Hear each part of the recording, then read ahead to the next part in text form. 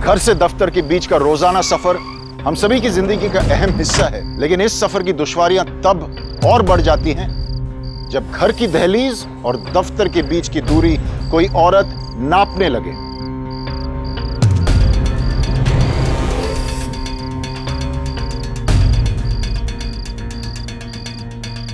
हाय, मैं काजल।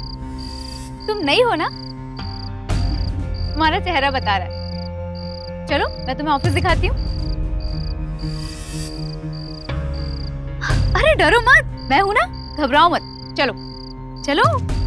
और मुझे काजल दीदी नहीं संभाला। ऑफिस के पहले दिन से ही हम लोग अच्छे दोस्त बन गए थे। और अब काजल दीदी ना जाने कहाँ गायब हो गई है। मुझे पता है इंस्पेक्टर साहब, काजल दीदी को उसी ने गायब किया है। उसी ने। उसने? पर किसने? मुंबई के एक कॉल सेंटर में काम करने वाली काजल थी, घर चलाने के लिए रोज नौकरी की राह पर चलने को लाचार थी। यही मजबूरी एक दिन काजल के लिए दिल दहला देने वाली हकीकत बन गई और कानून के लिए एक अनसुलझी पहेली। देखो रुमलज, काजल आपके साथ आपके दफ्तर में काम करती है, बरोबर? और पिछले 2 दिन से वो काम पर नहीं आई। तो आपको ये लग रहा है वो गुमशुदा है ना? इंस्पेक्टर सर, मैं काजल की माँ हूँ और ये काजल के मामा। हम आज ही दोनों पुणे से आए हैं काजल के लिए रिपोर्ट लिखाने। जी। काजल का पूरा नाम मिसेस काजल प्रियदर्शन। हाँ हाँ इंस्पेक्टर साहब।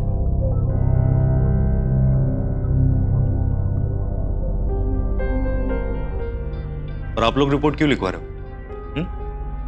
मिस्टर प्रियदर्शन कहाँ हैं? आप लोगों ने अभी भी बताया ना कि उनकी काजल की शादी हो चुकी है। माजरा क्या है?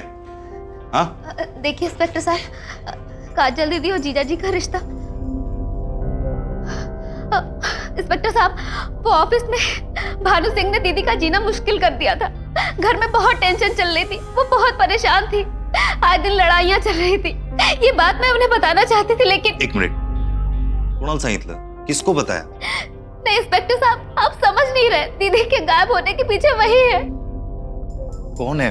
माफ कीजिए, आपकी बात मुझे समझ में नहीं आ रही। देखिए, मैं आपको पूरी बात बताती हूँ। बोला। काजल दीदी की शादी को 3 साल हो चुके। काजल, काजल। अरे हाँ, क्या हो गया? काजल, आज मैं बहुत खुश हूँ। ये क्या है? मिठाई भी और प्रसाद। क्या? क्यों? काजल, आज हमारे लिए सबसे बड़ा दिन है और पता है, आज के बाद हमारी पूरी दुनिया बदल जाएगी। अरे लेकिन हुआ क्या है? आप पहले मिठाई तो लेके आओ, फिर बताता हूँ। फिर भी क्या आपका प्रमोशन हो गया है? एक गेस और करो। मुझे नहीं पता, आप ही बताइए। ये लीजिए आपकी मिठाई। Oh yes, thank you. और आप मेरी पत्नी यहाँ बैठ जाओ। अब बताइए हुआ क्या? बताओ। ये देखो, ये क्या है? अपना नया फ्लैट आज ही बुक करा के आया हूँ। 2 बेडरूम है और पता है 1.5 साल में पोजीशन भी मिल रही है काजल, पोजीशन भी। गुड। आप मजाक कर रहे हैं ना? क्यों? ये कि आपने फ्लैट भी ले लिया और मुझे बताया भी नहीं। वो एक्चुअली क्या है काजल की आज लेने की वजह से 4 लाख रुपए सस्ते में, इसलिए मैं तुमसे बात नहीं करता। सॉरी अंकुल, लेकिन इतने पैसे आए कहाँ से? लोन लिया मैंने। अब बुढ़ापे पर हम दोनों को काम करना पड़ेगा और लोन भरना पड़ेगा। लेकिन अंकुल, आपने तो मुझे कहा था कि मुझे सिर्फ 2 ही साल नौकरी करनी पड़ेगी। काजल, तुम इस तरह से नौकरी छोड़ने की बात मत करो। और मैं अकेले इस फ्लैट का ईएमआई नहीं भर सकता हूँ और तुम्हें नौकरी करनी ही पड़ेगी बस। अंकुल लेकिन। हेलो मैडम, कैब आपके घर के नीचे आ गई। हाँ मैं आ रही हूँ। जी मैडम। मैं जा रही हूँ, मेरी कैब आ गई है, लेकिन मैं आकर बात करती हूँ।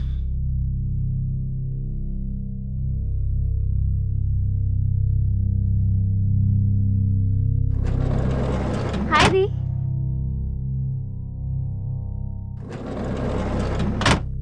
क्या बात है दी? कुछ नहीं, हमको नहीं समझते हैं, कुछ भी नहीं समझते। चलिए भैया, जीजा जी हमेशा अपने ही बारे में सोचते हैं। उन्होंने दीदी के बारे में कभी नहीं सोचा। उन्हें बस पैसों से ही प्यार है, इसीलिए उन्होंने दीदी को दबाव डाला कि वो भी नौकरी करे।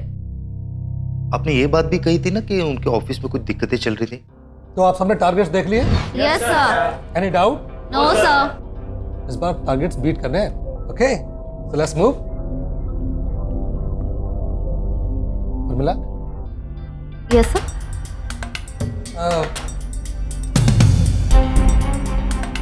वो उर्मिला, तुम्हें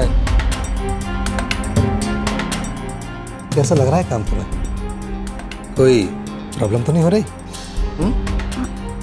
नहीं सर, कोई प्रॉब्लम नहीं। देखो, अगर तुम्हें कभी भी कोई भी प्रॉब्लम हो ना, तो तुम बेझिझक मेरे पास चली आना। आओगी ना? Yes sir.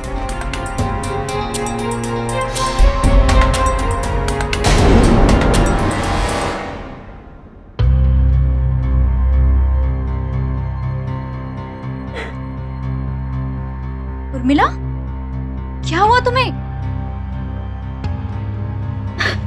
कुछ नहीं दी, कुछ नहीं। ओह, समझ गई मैं।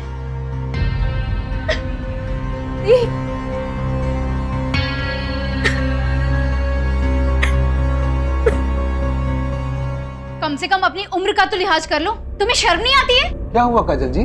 मेरे सामने एक्टिंग करने की जरूरत नहीं है, समझे? मैं इस ऑफिस में पिछले 2 साल से काम कर रही हूँ और इस ऑफिस की बाकी लड़कियों की तरह मैं तुम्हें बहुत अच्छे से जानती हूँ। उर्मिला से दूर ही रहना, समझे? अच्छा, तो ये बात है। ये बात उर्मिला खुद नहीं बोल सकती थी? वो बच्ची है, या फिर तुम्हें ऐसा लग रहा है कि आजकल मैं तुमसे ज्यादा ध्यान उर्मिला पर दे रहा हूँ?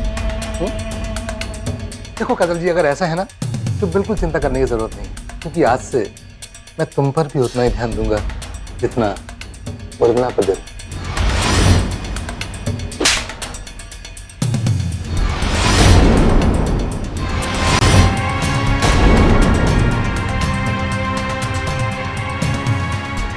और हाँ, मुझसे दूर रहना और उर्मिला से भी, समझे? और उस दिन से भानु भी काजल दीदी के लिए एक परेशानी बन गया था और मेरा साथ देने की वजह से उसने काजल दीदी के लिए बहुत सारी दिक्कतें पैदा कर दी थी।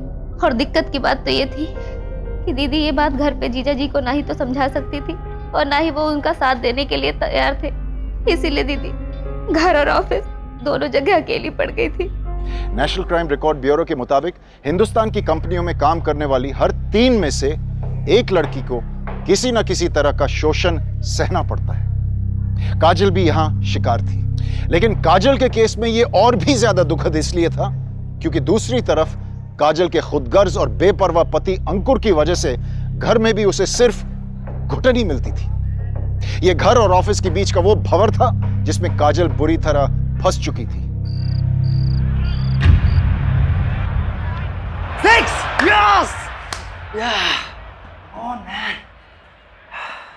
अंकुर, आप मेरे साथ खाना क्यों नहीं खाते हैं? काजल, सर मैंने तुमसे कितनी बार कहा है कि मैं इतनी जल्दी खाना नहीं खाता हूँ, मुझे भूख नहीं है अभी। Come on, again 6! ठीक है, टीवी देखने के बजाय आप मेरे साथ बैठ तो सकते हैं। यही वो वक्त है जब हम एक दूसरे के साथ होते हैं और इस वक्त में भी आप बस टीवी देखते हैं। क्या आप मुझसे बातें नहीं कर सकते?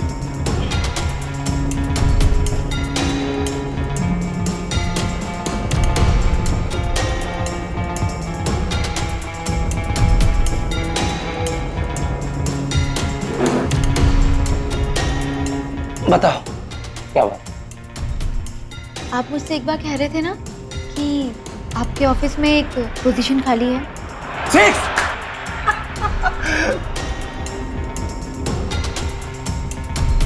यार काजल, वो पोजीशन भर गई। और क्यों, क्या हुआ? हमारा बॉस तुम्हें फिर लाइन मार रहा है क्या? हर रोज हालात बद से बदतर होते जा रहे हैं। अरे वो बेचारा क्या करे, तुम हो ही इतनी खूबसूरत कि वो अपने आप पे कंट्रोल ही नहीं कर पा रहा है, हैं? अंकुर, तुम मेरे पति हो। मैं पिछले कई महीनों से तुम्हें कह रही हूँ कि मेरा बॉस मुझे ऑफिस में बहुत परेशान कर रहा है, और तुम्हें ये सब मजाक लग रहा है। मोहन काजल, डोंट बी सिली। मेरी ऑफिस में भी मेरी जूनियर्स हैं, वो रोज मुझे फ्लर्ट करती हैं, रोज। तो इसका मतलब क्या कि मैं उनके साथ सीरियस हो जाऊंगा? Listen, don't overreact. I don't like. खाना खाओ।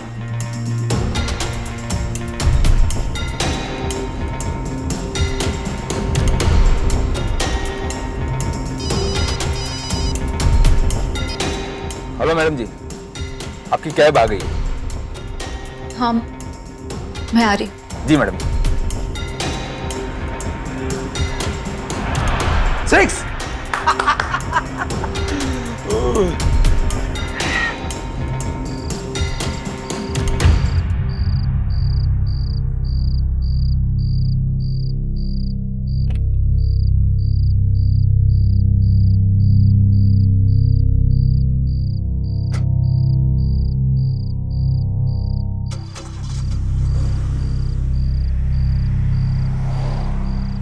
मैं जानती हूँ अंकुर ने ही मेरी बेटी को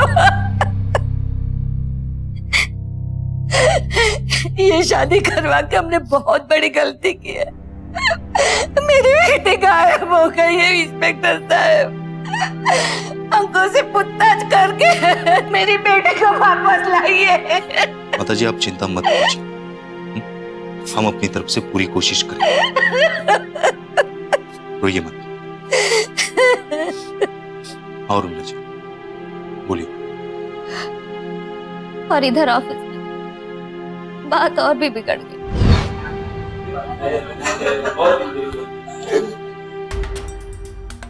अरे भाई क्या हुआ, तुम लोग चुप क्यों हो गए? अरे मैं भी हिटलर हूँ क्या? अरे बातचीत करो ना यार, कम ऑन गाइस, कंटिन्यू। हाँ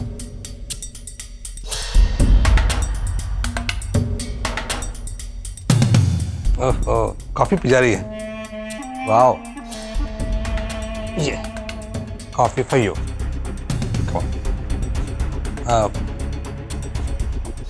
काजल तुम्हें पता है मेरा प्रमोशन होने वाला है। बॉस ने आज बोल दिया है कि इस अप्रेजल में मुझे सीनियर मैनेजर बना दिया। मुबारक, लेकिन मुझे नहीं जानना कि तुम्हारी जिंदगी में क्या चल रहा है। लेकिन रुको ना, झाका नहीं, लेकिन जानना चाहिए। देखो जब मेरा प्रमोशन हो जाएगा ना तो मेरी पोस्ट खाली हो जाएगी, और मेरी खाली पोस्ट के लिए कैंडिडेट मैं ही सिलेक्ट करूंगा। तो तुम समझ रही हो ना मैं क्या कहना चाह रहा हूँ? देखो जिस तरह तुम्हारी कुछ ज़रूरतें हैं वैसे मेरी भी कुछ ज़रूरतें हैं, ठीक है ना? तो बस तुम मेरी ज़रूरतों का ख्याल रखो और मैं तुम्हारी ज़रूरतों। अपने इस गंदे दिमाग का घिनौने आइडिया अपने ही पास रख, समझा?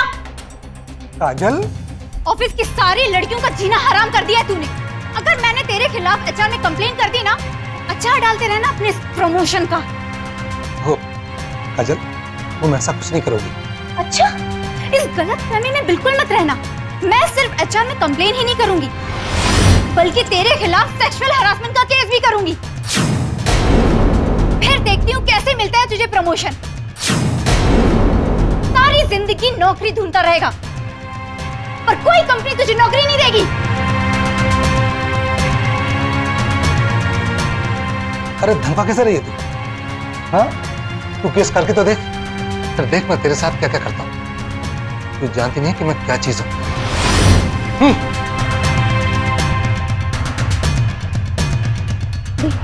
शांत हो जाइए, ये तो ऐसा ही है। चलो। मैडम आज मैं आपको ड्रॉप नहीं कर सकता, आपको ड्रॉप करने कोई दूसरी कैब जाएगी। आप प्लीज ऑफिस में पता कर लीजिए।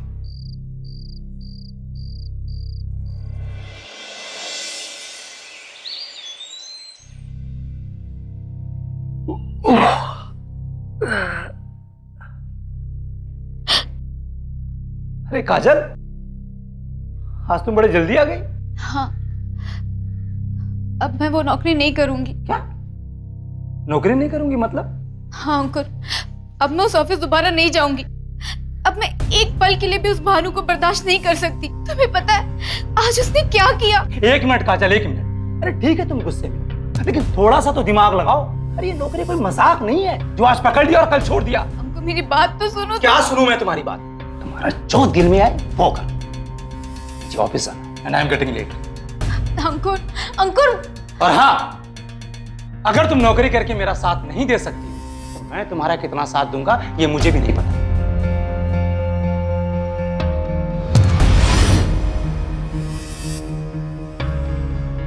हाँ दी, मुझे कुछ भी समझ में नहीं आ रहा उर्मिला। अब सच में मेरा दिमाग काम नहीं कर रहा है।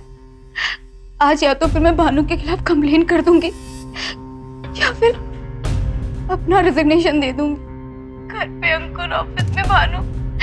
मैं अपनी जिंदगी में अब सिर्फ एक ही ऐसे आदमी के साथ डील कर सकती हूँ। दीदी आप बिल्कुल मत रोइए। इंस्पेक्टर साहब, वो काजल दीदी से मेरी आखिरी बार बात हुई थी। उसके बाद से वो ऑफिस नहीं आई और मैंने जीजा जी से भी जानने की कोशिश की थी, पर उन्होंने भी कोई जवाब नहीं दिया। इन सब के पीछे भानु का ही हाथ है। भानु दीदी से डर गया था। मुझे लगता है उसी ने दीदी को कहीं छुपा के रखा है। तुमच्याकडे काजल से एखादा फोटोग्राफ, अरे कोई तस्वीर वगैरह है क्या उसकी? मैं देती हूँ तस्वीर। देखिए देखिए इंस्पेक्टर साहब।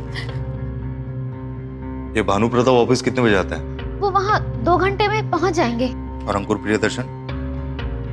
वो तो मालूम नहीं, लेकिन हाँ उनका मोबाईल नंबर है। छान। आता तुम्हाला चिंता करायची काय गरज नाही। आम्ही लवकरात लवकर जल्द से जल्द काजल को ढूंढने की कोशिश शुरू करें, ठीक है? उर्मिला के बयान की बिना पर पुलिस का शक काजल के पति अंकुर और उसके टीम लीडर भानु प्रताप सिंह पर गया था। दोनों ही किसी ना किसी वजह से काजल से उखड़े हुए थे। काजल रोज घर और दफ्तर में इन दोनों से जूझ रही थी, लेकिन इन हालातों से लड़ने के बजाय उसे स्वीकार करना ही काजल की सबसे बड़ी भूल थी। शायद काजल कहीं ना कहीं इस उम्मीद में थी कि एक ना एक दिन शायद हालात सुधर जाएंगे। लेकिन सच तो यह है दोस्तों कि ऐसे मामलों में अक्सर देखा गया है कि अगर आप सख्त कदम ना उठाएं तो हालात बद से बदतर ही हो जाते हैं। दोस्तों, अगर देश में कहीं भी कोई भी महिला काजल की तरह फंसी हो तो बिना देर किए महिला हेल्पलाइन 1091-1091 पर कॉल करें। याद रखिए 1091। इस नंबर पर उन्हें उचित सलाह और मदद दी जाएगी। इंस्पेक्टर साहब, मैं सच बोल रहा हूँ, काजल के गायब होने के बारे में मुझे कुछ नहीं पता है। हाँ, काजल मेरी टीम में है और अगर टीम का कोई भी मेंबर मुझे बिना बताए छुट्टी लेता है तो सीनियर्स को मुझे जवाब देना पड़ता है। अब मैं तो खुद परेशान हूँ कि काजल इस तरह बिना बताए गायब हो गई है। बहुत फिक्र करते हो अपनी टीम की। इतनी फिक्र करता है कि तू अपनी टीम की लड़कियों पर डोरे डालता है। और क्या क्या सहना पड़ता है तेरी टीम को इस ऑफिस में। कह रहे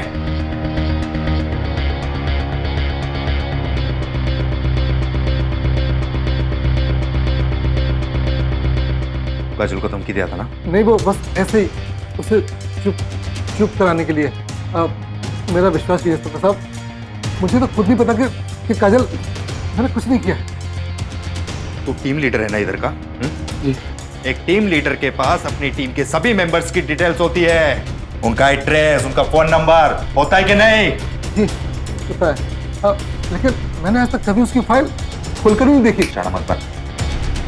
मुझे बाल की खाल निकालना आता है, वो जल्द पता चलेगा, समझा?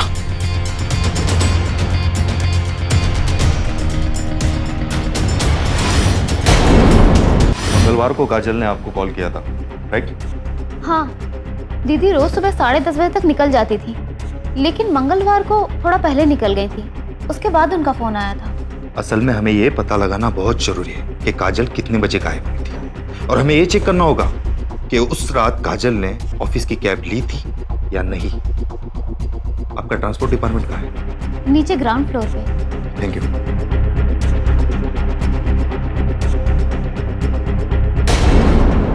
ये सर, मुझे अच्छी तरह से याद है वेडनेसडे को काजल प्रियदर्शन ऑफिस नहीं रही। मुझे आपके सारे रिकॉर्ड चेक करने हैं राइट नाउ। जी सर।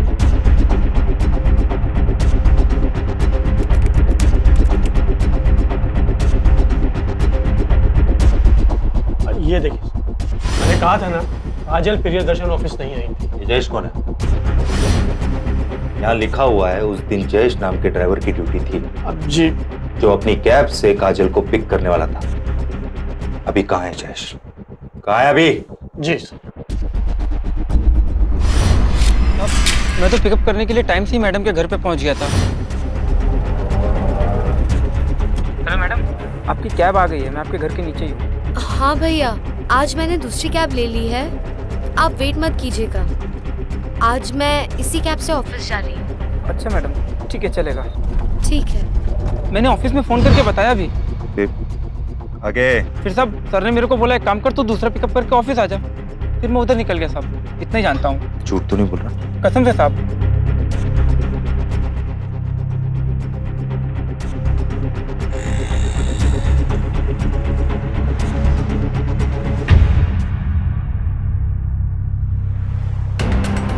सर, कुछ पता चला? नहीं सर। अशोक जी सर, कहीं ऐसा तो नहीं कि कहीं हम कुछ गलती कर रहे हैं? सर मेरी समझ में कुछ भी नहीं आ रहा है। हमें अभी तक एक भी ऐसा आदमी नहीं मिला है जिसने काजल को उस रात में देखा हो। नहीं अशोक, तुम नहीं समझ रहे हो मैं क्या कहना चाह रहा हूँ। कहीं ऐसा तो नहीं कि बुधवार के दिन अंजलि अपने घर से ऑफिस के लिए निकली ना हो और किसी और ने उससे कैब वाले ड्राइवर को झूठ बोलने पे मजबूर कर दिया। यानी कि सर, आपको लगता है कि काजल ने उस रात जयेश से बात घर से ही की थी? अशोक, काजल का फोन ट्रेस कराओ और आखिरी बार कहाँ से यूज हुआ है और किस एरिया से, मुझे डिटेल चाहिए। चल।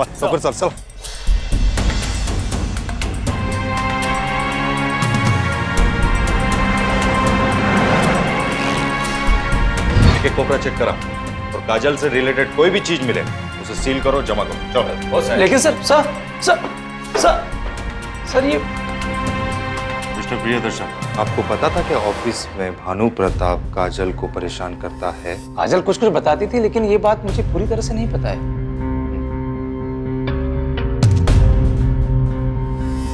इंस्पेक्टर साहब, तो आप लोगों का रूटीन कैसा था? जी मतलब क्या है सच है? जब तुम ऑफिस से लौटते थे तब काजल का ऑफिस जाने का समय हो जाता था। जी। क्या मंगलवार को काजल घर जल्दी आ गई थी? Yes sir. तो तुम्हें तब भी पता नहीं चला कि उस रात ऑफिस में काजल के साथ भानु प्रताप सिंह ने क्या किया था? काजल कुछ तो बता रही थी, लेकिन आपने ध्यान नहीं दिया। कोई बात नहीं। लेकिन पिछले 1.5-2 दिन से जब काजल घर नहीं लौटी तो तुमने पुलिस को इत्तला क्यों नहीं किया? सर मुझे लगा कि काजल कहीं गुस्से में चली गई है और 1-2 दिन में वापस आ जाएगी, इसलिए मैंने। अच्छा, काजल ने पहले कभी ऐसा किया था? सर उसने 1-2 बार ऐसा किया था, लेकिन फिर वो वापस लौट के आ गई थी। गुस्सा क्यों थी? सर वो गुस्सा मुझसे नहीं थी, वो भानु प्रताप सिंह से। अच्छा, वो गुस्सा भानु प्रताप से थी और घर तुम्हारा छोड़ के चली गई, ये कहना चाह रहे हो? हाँ? ऊपर तो कुछ भी नहीं मिला है। हमें भी कुछ नहीं मिला। मिस्टर प्रियदर्शन, आप शहर छोड़ के कहीं मत जाइएगा। आप पुलिस इन्वेस्टिगेशन में सस्पेक्ट हैं।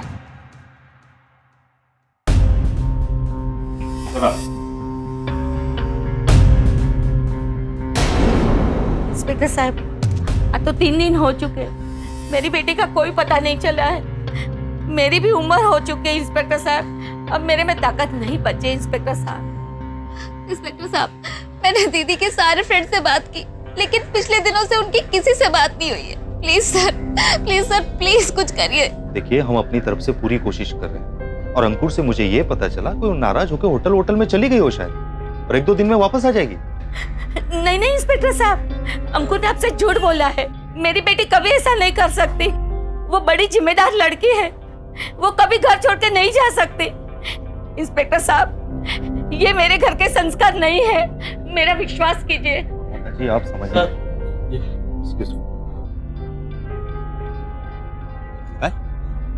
गाड़ी काढ़ा, आप लोग यहीं रुकेगा।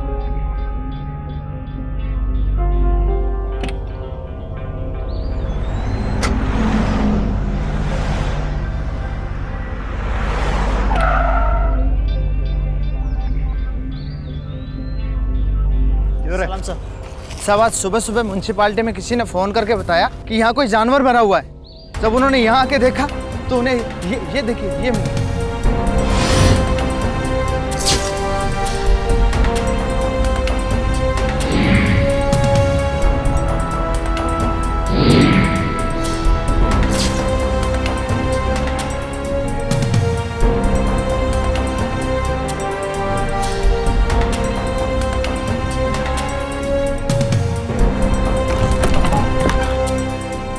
आइए माता जी।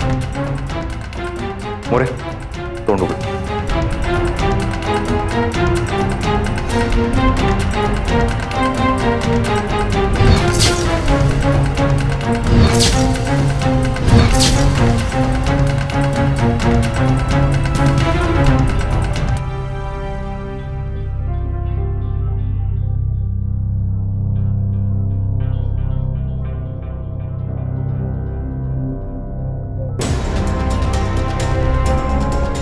गुमशुदा काजल की तलाश उसकी मौत पर जाकर थमी, लेकिन इस अनचाही तलाश के थमते ही तफ्तीश ने रफ्तार पकड़ ली। अब पुलिस के लिए काजल की मौत से जुड़े सवाल चुनौती बन गए और फिर शुरू हुआ मामले की तह तक पहुंचने के लिए काजल से जुड़ी हर कड़ी को जोड़ने का सिलसिला। प्लीज मुझे मत मारिए, मुझे माफ कर दीजिए, मैंने झूठ बोला था पहले दिन। आप इंस्पेक्टर साहब, मंगलवार को जब मैं घर वापस लौटा तो काजल घर पे नहीं थी और उसी दिन मेरी काजल से लड़ाई हुई थी। मुझे लगा कि वो गुस्से में है और ऑफिस जल्दी चली गई होगी। इंस्पेक्टर साहब, मैं भी उससे नाराज था, इसलिए मैंने उसको फोन नहीं किया। मुझे लगा कि वो घर वापस आ जाएगी। लेकिन उसे घर से ऑफिस जाते हुए किसी ने नहीं देखा। क्यों? वो अपने कैब में ऑफिस नहीं गई। क्यों? उसे आखिरी वक्त घर में घूमते हुए देखा। क्यों? सर पता चला है काजल प्रियदर्शन के मोबाइल से आखिरी फोन उसके घर के आसपास से नहीं हुआ था। जी सर। ये रहा वो एरिया। जी सर, यहाँ काजल का घर है और सर उसकी लाश मिली है यहाँ NH8 के पास।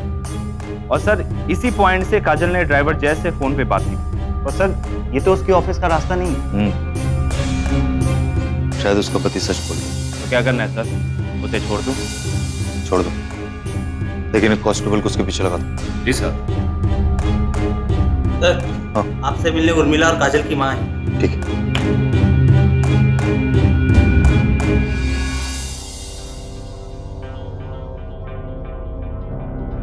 इंस्पेक्टर साहब, कोई सबूत मिले? हमें काफी कुछ ठोस सबूत मिले कि काजल ने आखिरी बार बात अपने घर से नहीं बल्कि किसी टैक्सी से ही की। और अंकुर को हम छोड़ रहे हैं क्योंकि हमारे पास उसके खिलाफ कोई भी सबूत नहीं है। इंस्पेक्टर साहब, आगे आप क्या करेंगे? फिलहाल हम पोस्टमार्टम की रिपोर्ट आने का इंतजार कर रहे हैं और साथ ही साथ भानु प्रताप की इंक्वायरी भी कर रहे हैं, क्योंकि हमें इन्फॉर्मेशन मिली है कि शहर के कुछ नामी गुंडों के साथ भानु का कांटेक्ट है। तो मुझे लगता है काजल से बदला लेने के लिए। हाँ, इंस्पेक्टर साहब, भानु ने ये सब किया होगा। फिलहाल आप लोग घर जाइए, जैसे मुझे कोई इन्फॉर्मेशन मिलती है मैं आप लोगों को इत्तला करूंगा।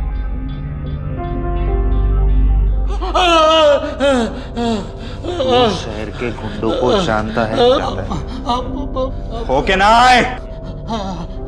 उनके दम पे साले तू लोगों को धमकियां देता है ना, भाई बनता है बहुत बड़ा। नहीं, सर वो तो बस ऐसे ही ताकि काजल मेरे खिलाफ कोई कंप्लेंट ना कर सके, बस ऐसे ही। इसको नहीं बस। कैसे जानता है? कैसे जानता है बोल? सर वो मेरे घर के पास ही रहते हैं, तो आते जाते कहीं मुलाकात हो जाती है। सर कोई करीबी रिलेशन नहीं है, बस ऐसे बस दूर की दुआ सलाम। क्या नाम है उसका? बोल नाम बोल। ठिंगा राजा और मोनो। हाँ, सब उसे मोनू के नाम से बुलाते हैं। नहीं, बहुत बड़ा भाई।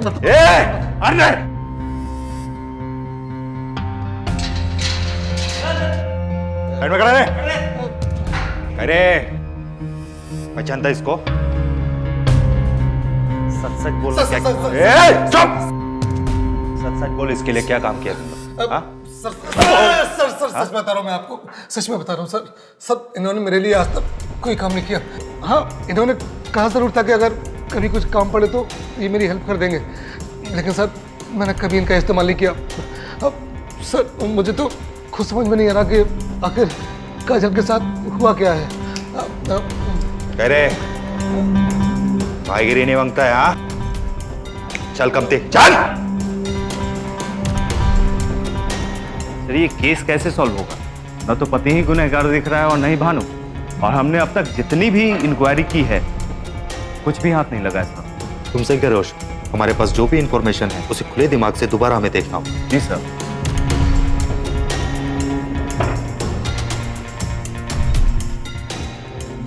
मंगलवार की रात 9:30 बजे तक काजल अपने घर पे ही थी। और उसकी आखिरी बार बात हुई जयेश से मेरा भाईंदर हाईवे से।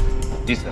उस वक्त भानु अपने घर पे ही था और अंकुर ऑफिस से घर लौट रहा था। इसका मतलब दोनों में से कोई भी काजल के साथ होना नामुमकिन। हो सकता है कोई तीसरा जिसने काजल के साथ जबरदस्ती की हो और जयेश से झूठ बुलवाया। अशोक, तुम अभी के अभी एक काम करो, काजल के सारे फोन रिकॉर्ड्स निकलवाओ और पता लगवाओ हत्या से पहले उसने किस किस से बात की और कितनी देर बात की। मुझे सारी रिपोर्ट अभी चाहिए।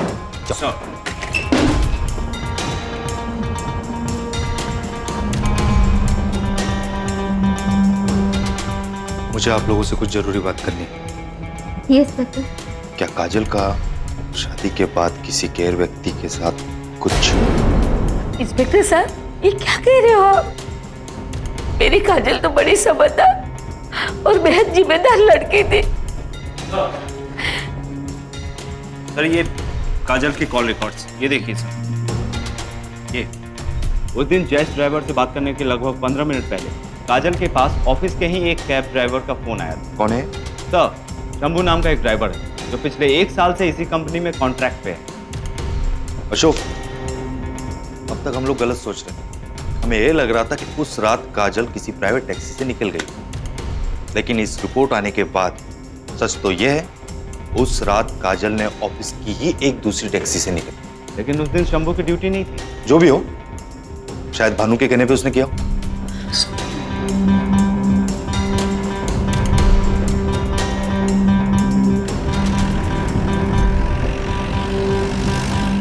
शंभू क्यों गया था काजल प्रियदर्शन को पिकअप करने के लिए? सर इस बारे में मुझे कुछ मालूम नहीं। तुम्हारे यहाँ कोई आदमी ड्राइवर की नौकरी करता है, तुम्हें उसके बारे में मालूम नहीं? हाँ, ऐसा काम करते हो?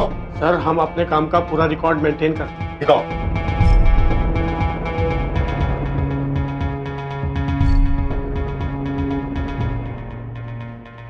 अब क्या हुआ? सर शंभू का पिछले महीने का पूरा रिकॉर्ड गायब है सर। ये तरीका तुम लोगों को काम करने का? हाँ सर, मुझे लगता है कोई सारे सुराग मिटाना चाहता है। काजल की निर्मम हत्या की खबर से लोगों का ध्यान हिंदुस्तान में चल रहे बीपीओज और कॉल सेंटर्स पर खिंच गया। कई ऐसे कॉल सेंटर्स और बीपीओज में रात की शिफ्ट में भी काम चलता है और लोग अब इनमें काम कर रही औरतों की सुरक्षा के सवाल को उठाने लगे। इन महिलाओं को टैक्सियों से ऑफिस लाया और ले जाया जाता है, लेकिन टैक्सी चालकों के बारे में ना तो हर कंपनी को और ना ही हर ट्रांसपोर्ट के ठेकेदारों को पूरी जानकारी होती है। उधर पुलिस ने शंभू की खोज भी शुरू कर दी थी और रिकॉर्ड से मिले शंभू के पते पर पुलिस जा पहुंची। साहब, शंभू का घर इधर ही है।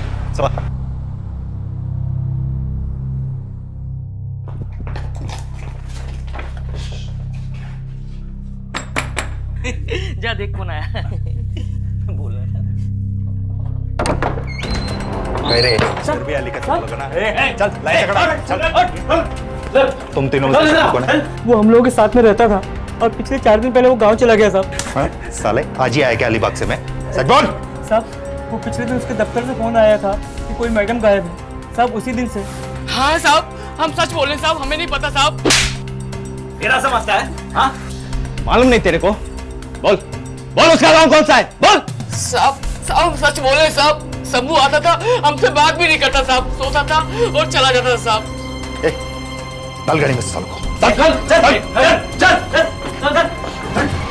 सर हमारे पास तो मुंबई का ही एड्रेस है।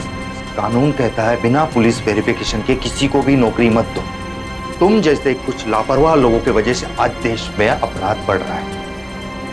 अगर कहीं गलती से काजल प्रियदर्शन की हत्या में शंभू का नाम आया तो याद रखना, पुलिस इस केस में तुम्हारे ट्रांसपोर्ट एजेंसी के खिलाफ कार्रवाई करेगी। नहीं नहीं नहीं नहीं अशोक, असं काही करायचं नहीं। अगर शंभू का फोटो हम अखबार में छपवाते हैं तो वो सतर्क हो जाएगा, भाग सकता है, फिर उसको ढूंढना हमारे लिए ना के बराबर हो जाएगा। जी सर, मैंने स्टेट के पुलिस स्टेशन में उसकी फोटो भिजवा दी और सबको इत्तला कर दी है कि जो भी कार्रवाई करे बहुत संभल के करे। सर काजल प्रियदर्शन की पोस्टमार्टम रिपोर्ट।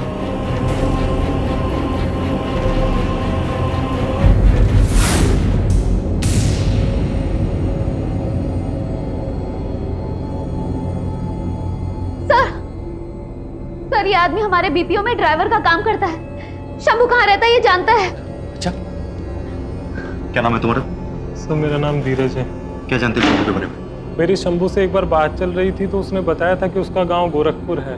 अशोक, अब हमें ये तो पता चल गया कि उसको ढूंढना कहाँ है। तुम एक काम करो, गोरखपुर के हर पुलिस स्टेशन में उसका फोटो भेजो और खुद भी जाओ। जी सर। और जैसे कोई इंफॉर्मेशन मिलती मुझे फौरन इत्तला करो। जी sir. Thank you Urmila ji, आज आपकी मदद की वजह से हम काजल के कातिल तक बहुत जल्द पहुंचे। चला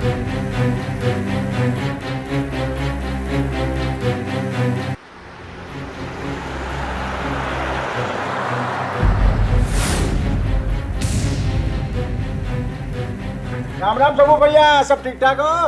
राम राम, सब बढ़िया। राम राम शंभू भैया। राम राम। और सब ठीक ठाक? सब मौज में कट रहा है।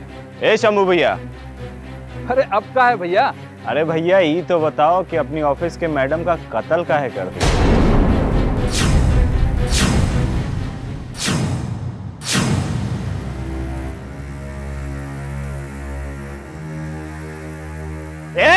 भागा।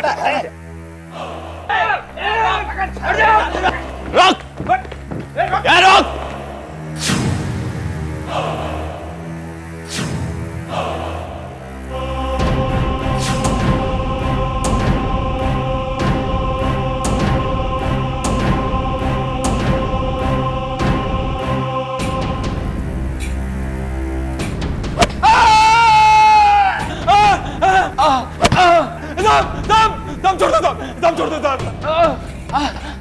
देख शंभू, तेरे खिलाफ हमारे पास सारे सबूत हैं। अब तेरे लिए अच्छा यही होगा कि तू अपने आप सब सच सच बता दे। काजल मैडम मेरे को बहुत पसंद थी। मैं हमेशा चाहता था कि उन्हें बात बताऊं कि मैं उनको बहुत पसंद करता हूं। मैं तो मौके की तलाश में रहता था कि मैं उनसे ड्यूटी के बाद बाहर मिलूं। और फिर साहब उन दिनों बहुत परेशान रहते थे और उनकी परेशानी को देखकर मुझे एक आइडिया भी आ गया।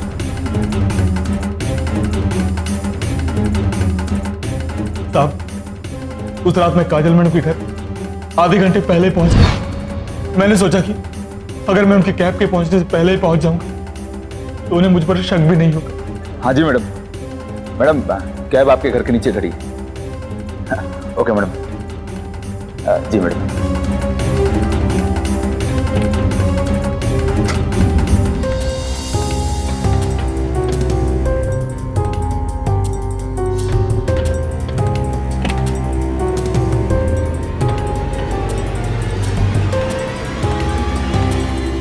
अरे शंभू, क्या बात है, आज तुम आधे घंटे पहले आ गए?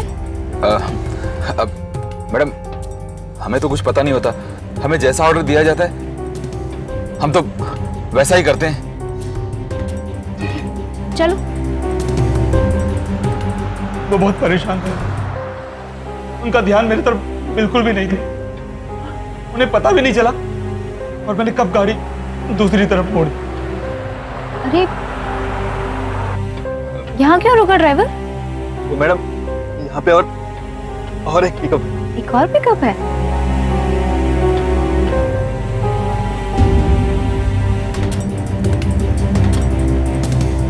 हाँ जी मैडम, कैब पिकअप पॉइंट पे पहुंच गई है, आप बस जल्दी से आ जाइए। आ रही है वो? हाँ मैडम, बस आ ही रही है। ठीक है।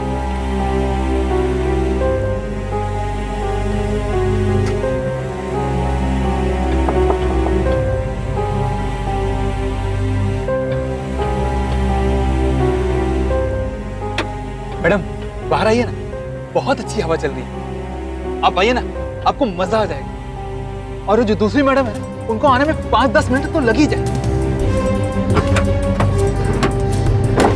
आइए।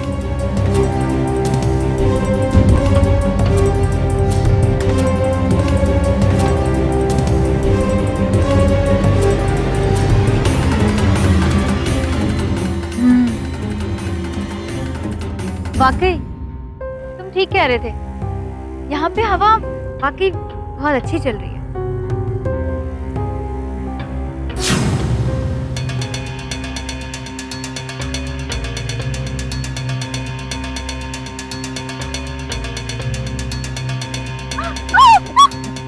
बचाओ।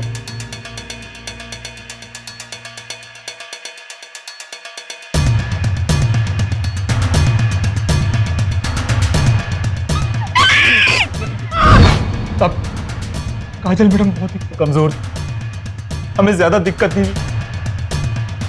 उनके साथ और फिर उनकी गर्दन की हड्डी टूट सब। मैं पूरी कोशिश करूंगा तुझे अदालत से सिर्फ फांसी की ही सजा मिले। जब तक फिलहाल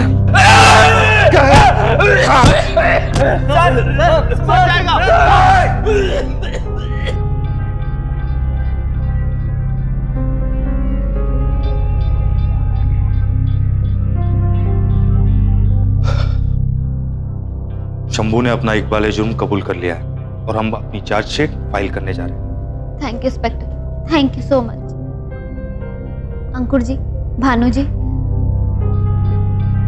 मैंने आप दोनों पे शक किया, इसके लिए मैं आपसे माफी मांगती हूँ। कोई जरूरत नहीं इन लोगों से माफी मांगने की। शंभू ने भले अपना इकबाल जुर्म कबूल कर लिया हो, लेकिन काजल के मौत के दोनों बराबर के जिम्मेदार हैं जितना कि शंभू। अगर इन लोगों ने काजल को परेशान ना किया होता तो शंभू इस बात का फायदा कभी नहीं उठा पाता।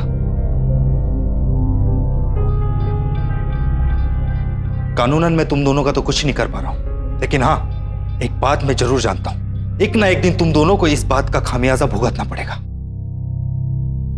जाओ। काजल का गुनाहगार आखिरकार कानून की गिरफ्त में आया और अपने असल ठिकाने पर पहुंच गया। लेकिन इस खौफनाक गुनाह का किरदार सिर्फ वो टैक्सी ड्राइवर ही नहीं था।